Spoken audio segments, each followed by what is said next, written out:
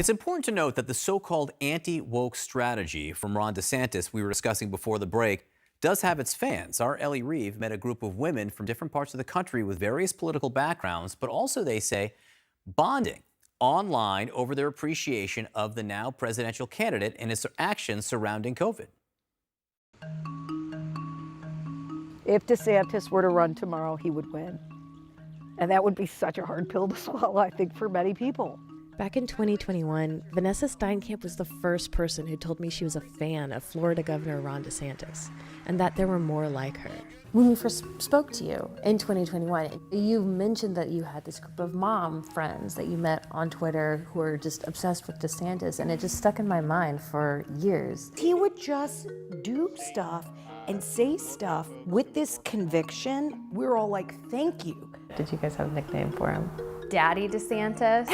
I mean, it's all joking. Of course. Because we're like desperate women who had tried everything that we could do in our own power, in our own communities, and we weren't getting anywhere. He was very vocal starting in the summer of 2020 about the need to open schools in particular.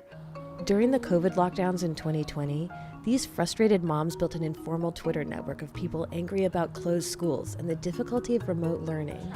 They were from all over the country, but saw DeSantis as a model of what they wanted in their cities. School is a safe haven. I mean, when I started advocating for kids to go back in person, I was called a granny killer, a teacher killer, selfish on Twitter. Oh my God, it was awful. Steinkamp is a teacher in Dallas and warned early on that lockdowns would hurt kids, especially poor kids. We can't forget our most vulnerable, and we've just created the single largest inequality generator in a generation by having some schools opened, some schools closed. On Twitter, Steinkamp connected with Jen Say, then a Levi's executive, who moved her family from San Francisco to Denver in early 2021 so she could send her kids to school in person. We quickly sort of found a community online, and I found it really interesting that she was a teacher that was advocating for in-person school. In San Francisco, you could go to a bar or a strip club, but my high school student couldn't go to English class. Say says she was forced out of Levi's in 2022 because of her COVID tweets, which the company told NPR undermined its own health and safety policies and sowed confusion among employees. 90% of what I wrote about was playgrounds and schools, and there's nothing embarrassing about that now. There were several active group chats where the moms shared news about COVID and DeSantis. One grew to more than 80 people, and they traveled to each other's homes. Many had been lifelong Democrats, including Julie Hamill, who has 3 kids and lives near LA. Wanna do Beyblades? You voted for Obama. Yeah. You voted Twice. Clinton? Yes. Did you vote for Biden? Yes. I have never voted for a Republican presidential candidate. I have always considered myself very socially liberal. But as we became more vocal on Twitter, we were really demonized. In 2022, she ran for school board in Palos Verdes and won. So I'm gonna fight back. And was an active defender of her Twitter friends.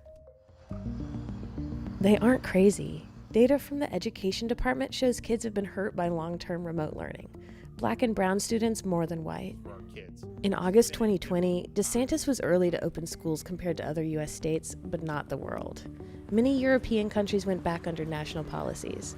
In May 2020, for example, a Finland health official cited data that kids didn't play a significant role in spreading the virus.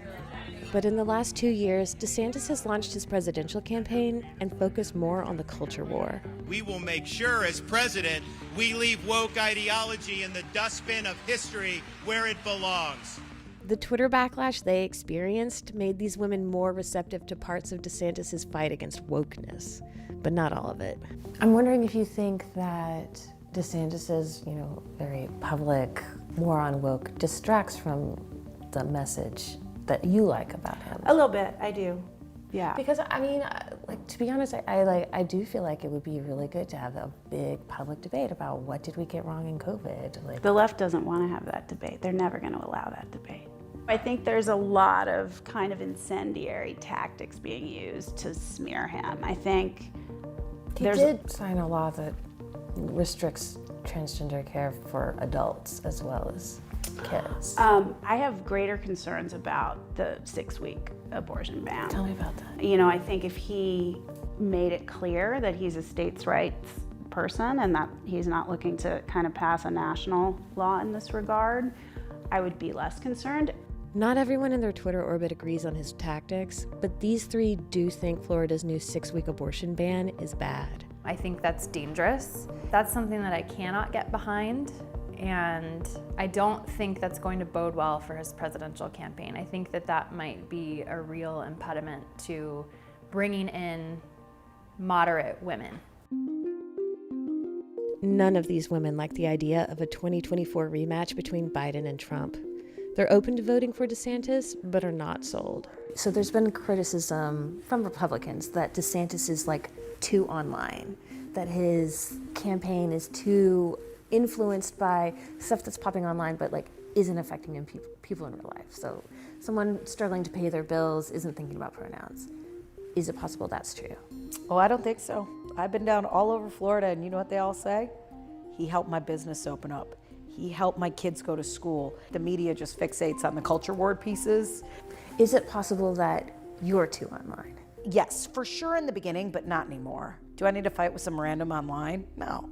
I would love to be off Twitter, but I feel like there are discussions that need to be had. For all the bad that comes with it, there's also a good. And I've connected with all of these like-minded women who are not alt-right demons. They're moms who have been unseen and unheard. Elle Reeve, CNN, Dallas. Our thanks to Ellie for that.